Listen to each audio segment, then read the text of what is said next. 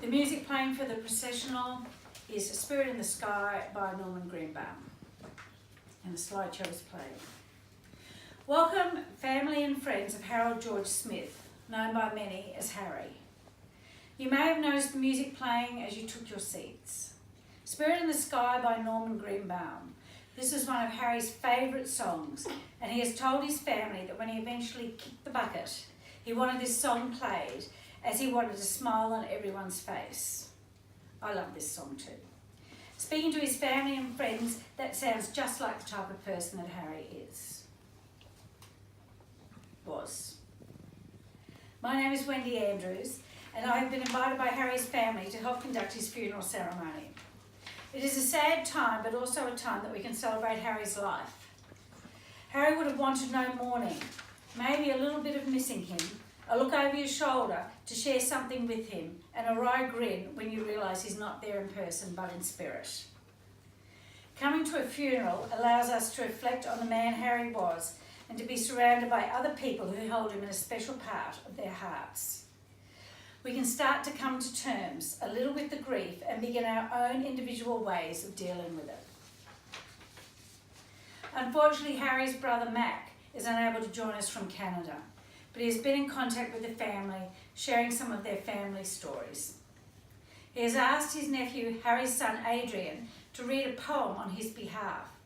This poem is one that he feels is how Harry would have felt today. Thank you very much, Adrian. Afterglow, by an unknown author. I'd like the memory of me to be a happy one. I'd like to leave an afterglow of smiles when life is done.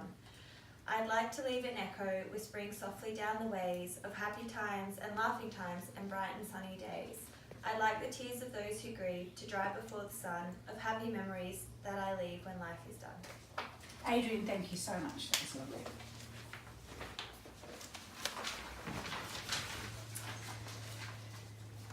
Rather than me telling you about the man that you all knew so well, Harry's best friend Franco will read Harry's eulogy. Their friendship began when their oldest boys played football together as children and continued over the years with a common love of fishing. There were never any uncomfortable silences between them, only moments where there was no need to talk. Thank you very much, Franco. Thank you. Good morning, everyone. I've offered to do the eulogy of my best mate, Harry. If it gets a bit much, Wendy has said she will take over for me. Harold George Smith was born October the 14th, 1955. He had one older brother, Mac, who he looked up to and loved. His parents, Jack and Dulcie, owned a corner store in the little country town of Elora, near Warwick. Don't know if it was the country upbringing, but Harry was one of the best men I have ever met. He completed his schooling at Warwick and became a cigarette rep. Needless to say, in that day and age, before we knew how bad it was for you, he was a good guy to know.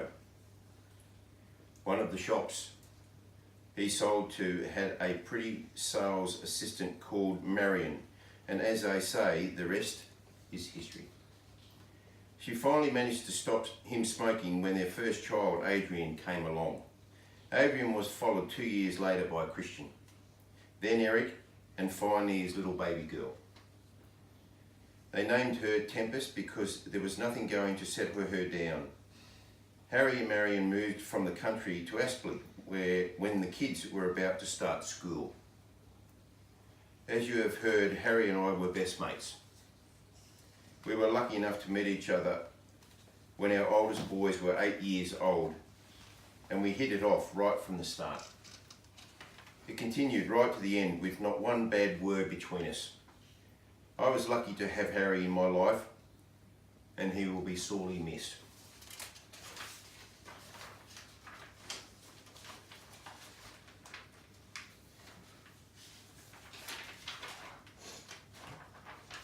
Sorry, It's okay. Yep. Who's going to tell me to throw the small fish back? He had a great life, and I know how much he loved his family. Since Marion died 5 years ago, he has struggled a bit. I always used to tell him she was too good for him, but Actually, they were made for each other. I like to think they are back together now, and Marion has put a big chocolate self-saucing pudding down in front of him. Boy, he used to like those puddings. Tempest, Adrian, Christian and Eric, remember your dad as he always was, with a big smile and all the love in the world for you.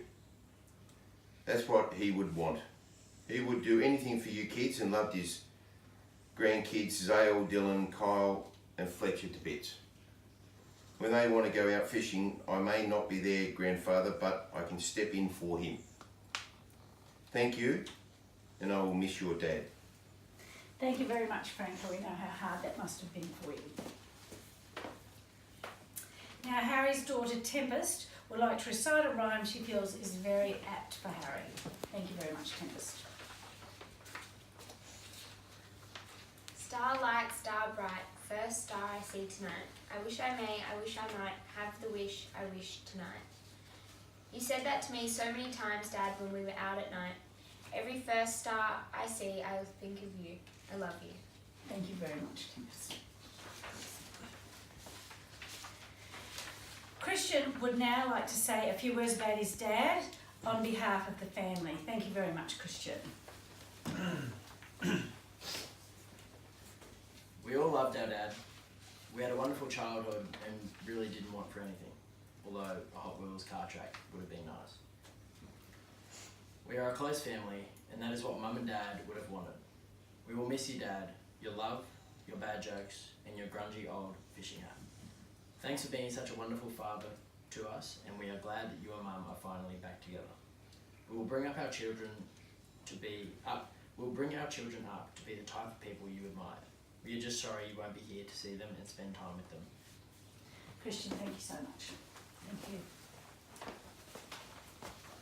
Eric, you have something that you would like to bring up and put on your father's coffin.